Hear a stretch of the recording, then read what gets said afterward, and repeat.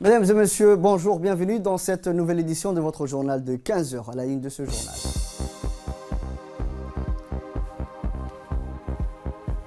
Le chef de l'État préside les travaux de la première séance du Conseil des ministres de l'année 2020.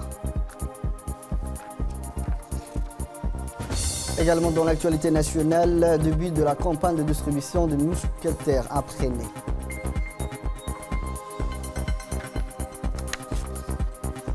Dans l'actualité internationale, l'armée américaine annonce par erreur préparer son retrait d'Irak. Merci si vous nous rejoignez sur Télé Djibouti. Le président de la République, Ismaël Omar Guelleh, a présidé ce matin les travaux du premier Conseil des ministres de l'année 2020. Un Conseil des ministres exceptionnel dont les travaux se sont déroulés dans la salle de réunion nouveau bâtiment de la présidence plus moderne. Les ministres sont arrivés tôt le matin en direction le nouveau bâtiment où désormais se dérouleront les travaux du Conseil des ministres. Après leur arrivée, cette première séance de l'année 2020 a été présidée par le président de la République, Ismaël Omar Guelleh. Plusieurs projets étaient à l'ordre du jour de ce premier Conseil des ministres de l'année 2020. Écoutons le compte rendu du ministre de la Justice, Ali Hassan Bahdoun, qui assure l'intérim des ministres des Affaires étrangères de cette première Conseil de ministres. Bismillahirrahmanirrahim. Sous la présidence de son Excellence, M. Ismaël Omar Guelleh, président de la République, chef du gouvernement, s'est tenue ce mardi 7 janvier 2020 la première séance du Conseil des ministres qui s'est déroulée au palais de la présidence de la République. À l'occasion de ce premier Conseil des ministres, le président de la République a en préliminaire réitéré ses vœux les plus chers à l'ensemble de la population djiboutienne, ainsi qu'aux étrangers résidant en République de Djibouti et aux membres du gouvernement. La première question inscrite à l'ordre du jour concerne la création du Fonds souverain de Djibouti. Ce projet de loi a pour objet la création du Fonds souverain de Djibouti qui sera détenu par l'État à 100%, puisque actionnaire unique, et qui aura pour mission d'investir dans les tissus économiques, notamment dans les projets rentables et à fort potentiel de création d'emplois, de co-investir avec les investisseurs nationaux et internationaux dans des projets et d'assurer la gestion de ressources qui lui sont confiées à travers des contrats de mandat de gestion. Le Fonds souverain de Djibouti, le FSD, est un fonds d'investissement national et d'épargne intergénérationnelle qui permettra d'investir dans des projets ayant un impact positif sur l'économie et sur la gestion à long terme des réserves financières pour les générations futures. Il est donc créé sous forme d'une société anonyme soumise aux dispositions du Code général des impôts et l'État demeure, je rappelle, l'actionnaire unique. Il est placé sous la tutelle directe de la présidence de la République.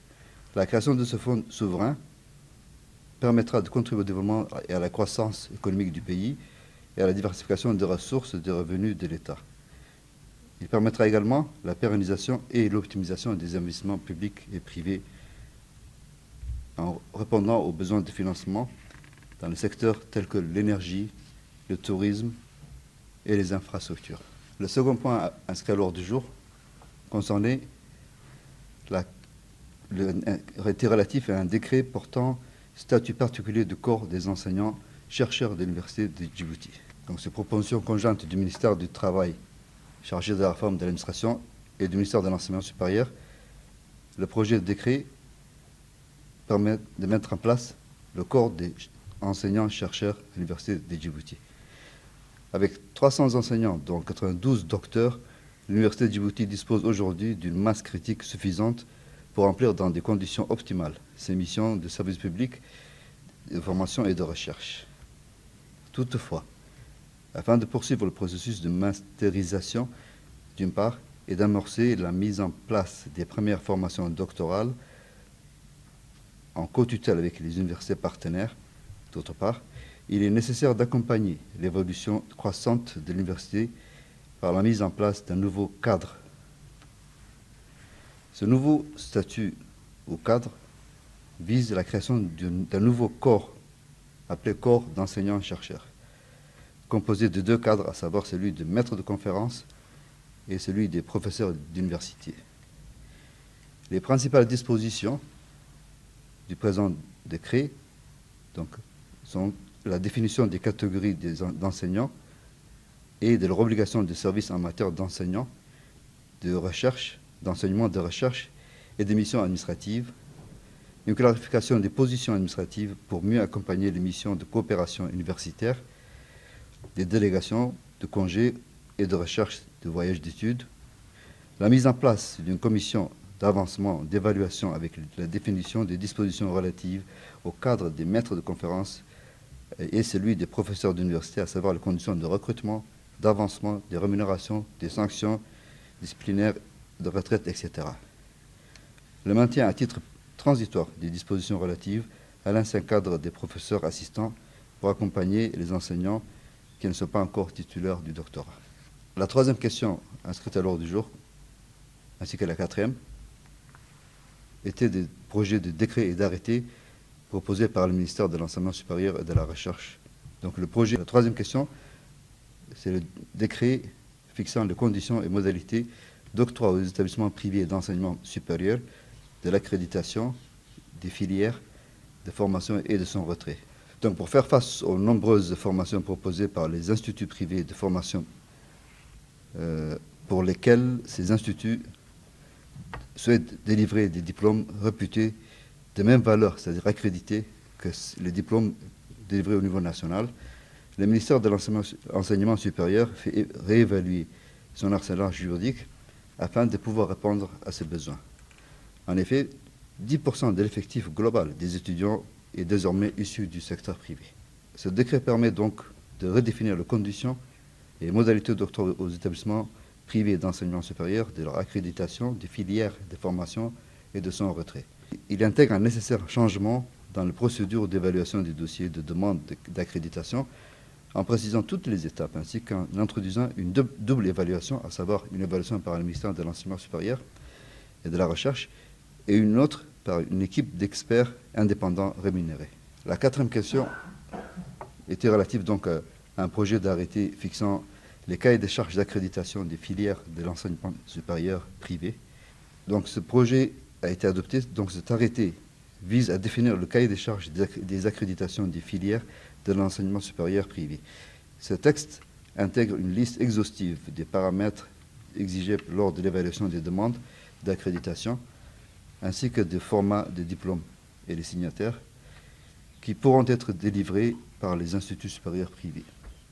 Le cahier de charges comprend donc les frais d'études, la dénomination de l'établissement, l'intitulé de la filière, les champs disciplinaires, les conseils scientifiques, la description de la filière, l'organisation de la filière et de sa composition, la description des modules par champ disciplinaire, la description des projets de fin d'études ou des projets professionnels et de stages, les modalités de contrôle de connaissances, les diplômes, les intervenants, à savoir personnel enseignant permanent, personnel enseignant vacataire, engagement de l'enseignant, ainsi que les équipements pédagogiques, ce qui complète la liste des éléments à fournir pour obtenir l'accréditation.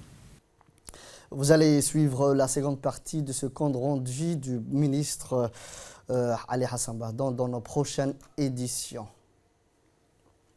Également dans l'actualité nationale, le ministre des Affaires étrangères et de la coopération internationale, la porte-parole du gouvernement, Mahmoud Ali Youssouf, a pris part à la réunion des ministres des Affaires étrangères de pays arabes et africains riverains de la mer Rouge et du golfe d'Aden qui a eu lieu hier à Riyad.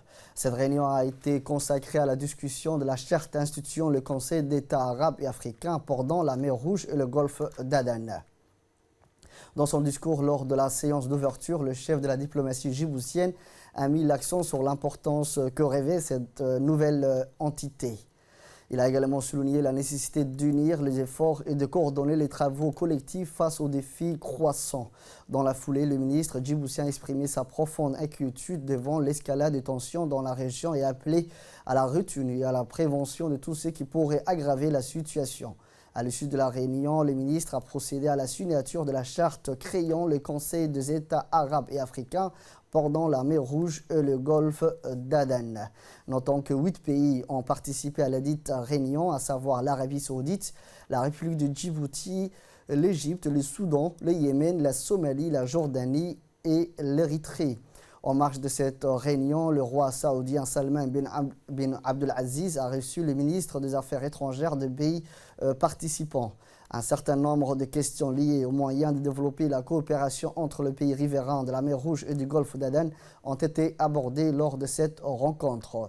Le roi Salman a salué la création du Conseil des États arabes et africains pendant la mer Rouge et le golfe d'Aden. Il est à noter que le chef de la diplomatie djiboutienne était accompagné d'une importante délégation, parmi lesquelles l'ambassadeur de la République de Djibouti auprès d'Arabie Saoudite, M. Diadine Saïd Bamakrama. Sous la présidence de l'honorable député Kaltoun Farah Saïd, la commission de la législation et l'administration générale se réunit aujourd'hui dans la salle de commission de l'Assemblée nationale. Le gouvernement a été représenté par le ministre de l'énergie chargé de ressources naturelles, M. Younis Ali Ghedi, qui était accompagné des cadres supérieurs de son département. Lors du jour de cette séance a porté sur l'examen des projets numéro 67, modifiant et complétant la loi numéro 61 du 23 mai juin 2014 portant constitution et maintien des stocks d'urgence des produits pétroliers.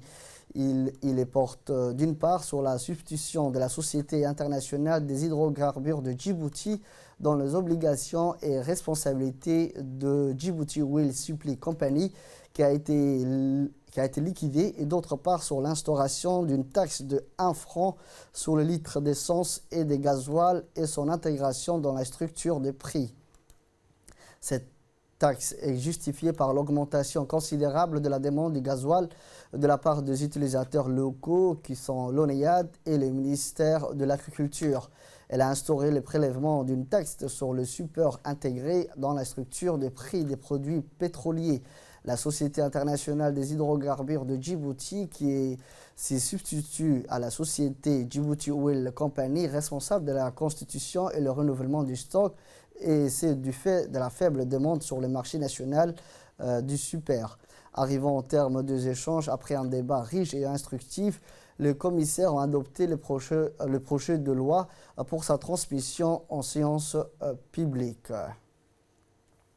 Le Palais du Peuple a abrité ce matin une cérémonie de lancement officiel de la campagne de distribution de masses moustiquaires imprégnées d'insecticides à longue durée d'action militaire dans le cadre de la lutte menée contre le paludisme.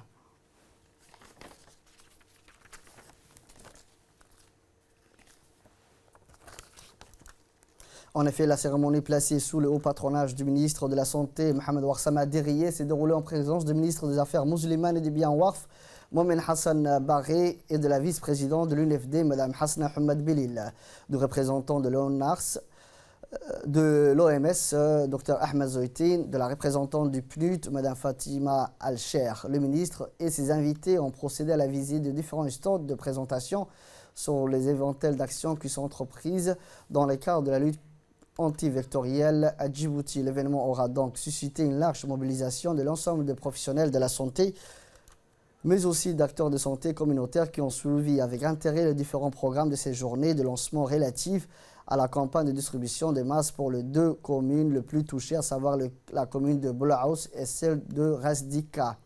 L'auditoire a pu écouter avec attention les différents exposés faits par des experts pour expliquer l'importance de l'utilisation des moustiquaires amis, également sur la nécessité de l'implication multisectorielle de toutes les parties prenantes pour le succès de cette lutte antivectorielle. Cette campagne de distribution des masses intervient à la suite d'une flambée de fièvre origine virale qui est transmise par les moustiques et qui a touché plus particulièrement les communes de Boulaous et de Razdika.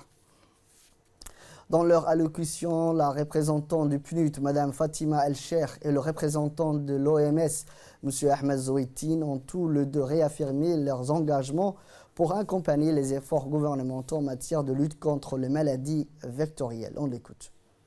On a mis en place un plan de riposte. On a piloté la pulvérisation intradomiciliaire. On a distribué des MILDA. On a revu les directives de traitement. On a importé de nouveaux traitements et on a pu maîtriser l'épidémie. En mai, avril, mai et juin, on avait environ entre 2500 et 2800 cas par semaine, c'est-à-dire environ 10 000 cas par mois. Et grâce à cette collaboration intersectorielle, on est arrivé à la diminuer jusqu'à ce qu'on arrive en début octobre à environ 106 cas. C'est une réussite que je n'ai jamais vue ailleurs. Comme on a vu tout à l'heure, la courbe qui a complètement descendu, c'était un travail extraordinaire. Et pour cela, je tiens à remercier le ministère de la Santé et ses partenaires pour les efforts qui ont été consentis dans ce sens. La vice-présidente de l'UNFD, Mme Hasna Hamad Bilil, a rappelé l'implication totale de l'Union nationale de femmes djiboutiennes aux côtés des ministères de la Santé dans cette lutte anti-vectorielle. La vice-présidente a par ailleurs exhorté la population à veiller aux recommandations du département de la Santé préconisant l'utilisation des moustiquaires imprégnés pour éviter les piqûres des moustiques. On l'écoute. Que nous nous réjouissons de soutenir et d'accompagner fortement constitue, outre l'efficience qu'elle engendre, une excellente opportunité pour marquer une attention particulière sur le fardeau dû à ces maladies. Elle permet également de s'interroger sur les actions que tout un chacun doit entreprendre pour contribuer à la réduction ou l'élimination, gage d'un développement humain durable. Honorables invités, sous le leadership de la Première Dame, Son Excellence Mme Khadra Mahmoud Haït, l'Union nationale des femmes djiboutiennes milite pour le bien-être de la mère et de l'enfant, qui constitue l'une des priorités des actions de notre organisation. Membre du comité multisectoriel chargé de mener des actions concertées et rapides pour l'atteinte de l'objectif de l'éradication multiforme du paludisme, notre organisation s'est engagée à conduire des actions de sensibilisation et d'adhésion massive de la population aux actions ciblées dans le cadre de la lutte contre cette pandémie depuis juillet 2019 aux côtés du ministère de la Santé. Pour sa part, le ministre de la Santé, M. Mohamed Ouarsama Diriyé, a lancé un appel à la société civile en vue de leur participation aux efforts d'intensification de la lutte antivectorielle qui, selon lui, constitue une priorité absolue dans la politique sanitaire telle qu'édictée par le président de la République, M. Ismaël Omar Guelleh. Le ministre a pour ainsi dire sollicité l'implication de tous les acteurs concernés qui contribuent efficacement à cette nouvelle dynamique vertueuse visant à endiguer définitivement la propagation du paludisme et de maladies vectorielles en République de Djibouti. On l'écoute. Permettez, avant tout propos, à l'aube de cette nouvelle année, je présente mes vœux les plus sincères de santé, de paix et de prospérité à l'endroit de l'ensemble de la population djiboutienne et en particulier au président de la République, son Excellence M. Ismaël Omar Guelleh, et à la Première Dame, présidente de l'UNFD, Mme Khadra Mahmoud Haït. En cette période particulièrement difficile pour notre pays, mes pensées vont d'abord aux plus vulnérables d'entre nous. Puisse Allah alléger leur souffrance. Mesdames et messieurs, les épisodes pluvieux exceptionnels du mois de novembre 2019 ont entraîné une augmentation importante des maladies vectorielles qui sont le paludisme, la dengue et les chikungunya. Pour y faire face, nous avons multiplié les actions de lutte contre ces maladies à travers notamment le renforcement des équipes soignantes dans les structures de soins soumises à très forte influence, la mise à disposition de tous les intrants nécessaires pour une prise en charge médicale adéquate, les activités d'information et de sensibilisation à destination des communautés, les opérations massives de destruction de gîtes larvaires dans toute la capitale, le lancement au mois de septembre 2019 d'une campagne de pulvérisation intradomiciliaire d'insecticides dans les quartiers les plus affectés par le paludisme, les campagnes répétées de pulvérisation conduites dans la capitale l'utilisation d'un avion pulvérisateur durant 5 jours et enfin le lancement qui nous réunit ce matin, celui de la campagne de distribution de masse des moustiquaires imprégnés d'insecticides destinés à toute la population de Djibouti. Toujours dans l'actualité nationale, réunion de travail à Addis Abeba entre le président de l'autorité des ports et des zones franches, M. Aboubakar Omar Hadi, à la tête d'une forte délégation, dont notre ambassadeur à Addis Abeba et la ministre éthiopienne des Transports. Principal sujet de discussion, préparatifs et création d'un mécanisme de coordination pour l'acheminement de 1,4 million de tonnes d'engrais depuis nos ports vers l'Éthiopie. On prépare à cette réunion le commandant du port, le directeur général du Doralé Multipurpose, le directeur général de la société en charge de corridor, le directeur général du port de Tadjoura et le directeur général de la société en charge du système des guichets uniques de port. Du côté éthiopien, la ministre était accompagnée du directeur général de l'autorité des affaires maritimes éthiopienne, directeur général de la compagnie éthiopienne de logistique et de shipping et quelques autres collaborateurs. Un comité de suivi et de coordination a été mis en place pour assurer que ces produits soient acheminés et livrés à temps. Le directeur général de l'enseignement, M. Abdeldirer Guiré, a dirigé hier après-midi les travaux d'une réunion préparatoire du championnat scolaire sportif pour la saison 2019-2020. La rencontre s'est déroulée au siège du MENFOP en présence du nouveau chef des services de sport et de la culture, M. Mustafa Hassan Roblé, les inspecteurs DPS, Abdelkader Issa et M. Rami Mohamed Ali, ainsi que le coordinateur DPS et le responsable des commissions sportives ont également pris part à cette réunion. A noter que cette année, le championnat sport scolaire, saison 2019-2020, dans les établissements de l'enseignement moyen et scolaire, se dispute entre les équipes qui se sont qualifiées du tournoi de l'année dernière. Plus généralement, les activités sportives et culturelles devront démarrer samedi prochain et se poursuivront tout le samedi dans les 3 sites de la capitale, à savoir le lycée d'État de Djibouti, le CM de Fikzawa, le Ligue pour les disciplines comme le football, le basket, le handball et l'athlétisme. Des propos partagés avec le directeur général de l'enseignement, M. Abdeldirer Guiré, et l'inspecteur des PES, Abdelkader Issa, ont mis l'accent sur l'importance de l'engagement et le travail d'abnégation de chaque coordinateur des PES. Scolaire. Donc la nouveauté cette année, à ce que il y aura comme d'habitude sous forme de championnat, Inch'Allah, et il y aura donc comme d'habitude sur 3 sites, à savoir donc le Ligue qui va accueillir donc tout ce qui est basket, et pour Fukuzawa tout ce qui est football, et pour le lycée tout ce qui est handball. Donc la nouveauté de cette année, nous avons donc insisté pour qu'il n'y ait pas de problème majeur au niveau, que ce soit au niveau des enseignants ou bien au niveau des élèves, donc l'établissement donc de la licence. Donc cette année, il y aura donc un contrôle strict au niveau des élèves pour qu'on puisse savoir qui joue et qui est dans quel établissement. Et la deuxième nouveauté, c'est Inch'Allah, donc nous avons donc comme objectif la préparation des équipes nationales au niveau scolaire.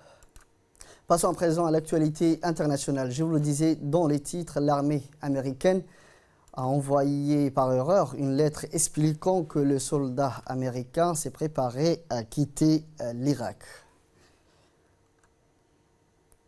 C'est tout pour ce journal. Merci pour votre fidélité. Restez avec nous. Le programme continue sur Télé Djibouti.